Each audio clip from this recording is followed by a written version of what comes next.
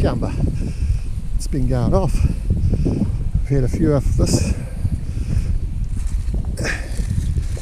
Some of them have been huge. So we're going to pick a few of these and do some chutneys or pickled cucumbers. Oh, nice. Any more coming on? Got that one over there. Oh yeah, there's a couple of small ones there. Oh, good. It's done alright for a small bush, eh?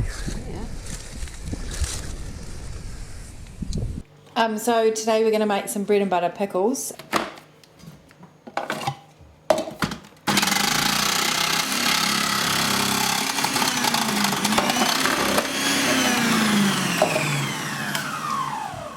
Now some of them are a little bit fat for my kitchen whiz, so I'm just going to have to force it down.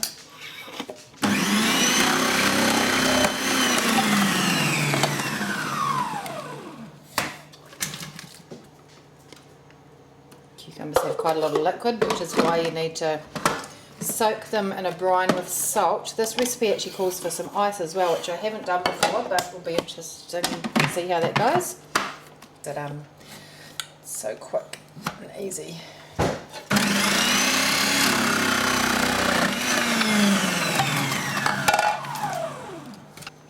So we're going to stick 3 onions in. We're just going to take the ends off and the skin and put them through that processor as well.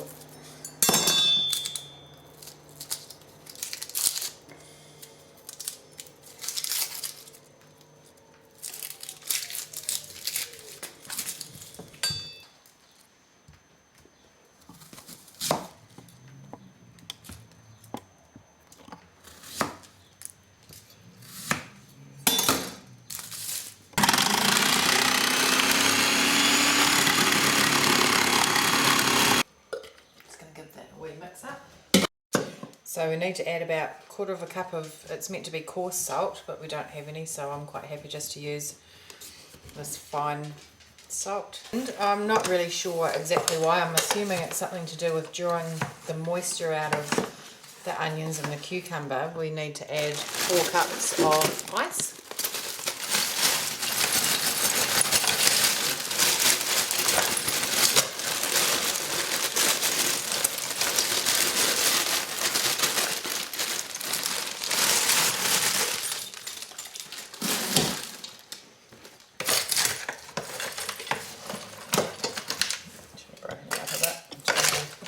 Sort itself out.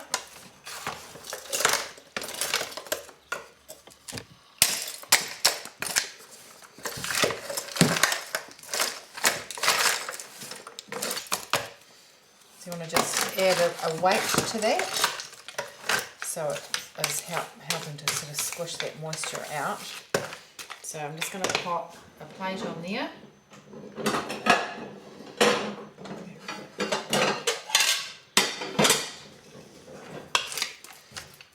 Just sort of keeping the pressure on, and then you want to pop something reasonably heavy on top of that. Now that that just needs to sit for 3 hours. That's a really good bit of roast, good going over. Get rid of some of that saltiness.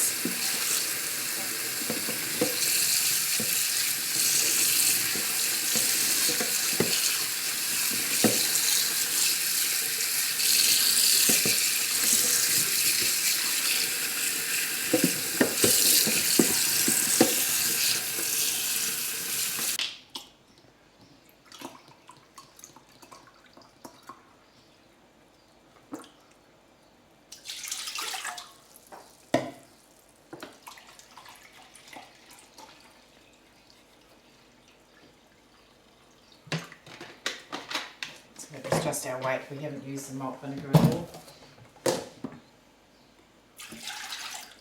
And then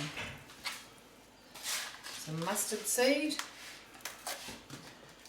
about 1 1/4 tablespoons of that.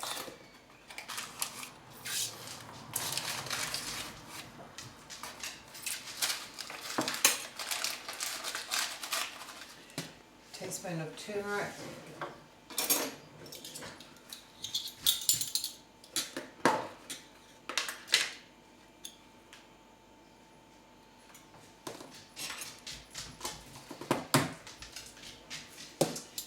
3/4 of a teaspoon of celery seed.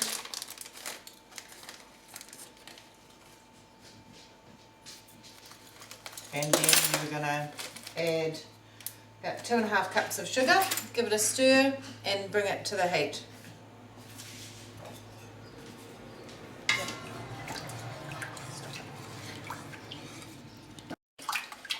Just put that sugar in there.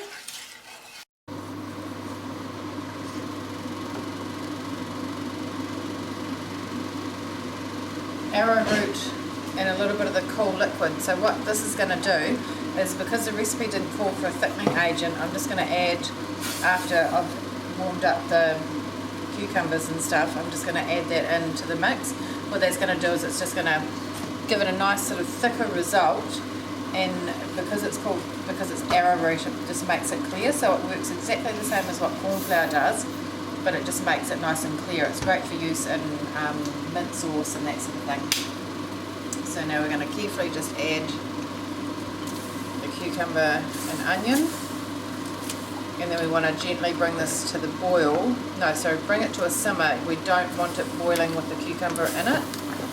And once we've done that, we're going to put them into jars and do a water bath method for 10 minutes of boiling water.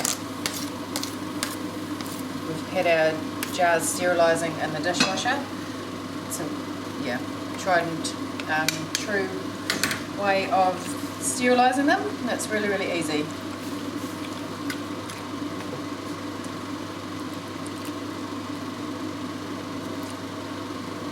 So this is our arrowroot mixed with a wee bit of the cool liquid. Just going to add it in, just in a couple of tablespoons. It should be heaps. I'm not too sure if I'm going to need all of that, so I'll just see how thick it gets. Traditionally, bread and butter pickle is quite a sort of runny pickle, so if you want it to stick on your crackers and on your cheese and stuff, it's nicer with a little bit of thickness to it.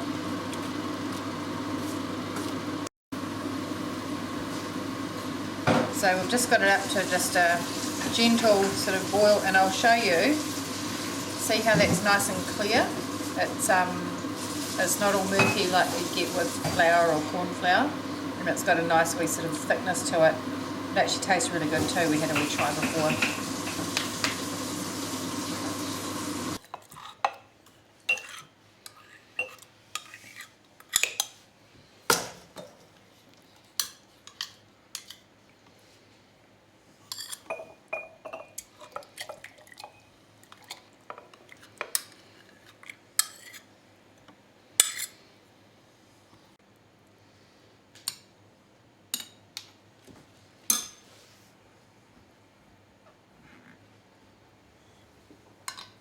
So this is an oldie but a goodie. It's an automatic AG preserver. So it's great for water bath method. You can use a pot if you want to as well. But because we've got quite a few jars to put in here, we've decided to use the preserver. You can see the heat coming off the element already. I've only just put the water in there, so it works pretty quickly and efficiently.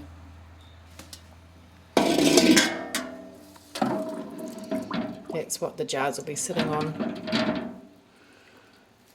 I need to put some more water in there too. So it got to temperature and the thermostat turned off. It's had 10 minutes and it's all done.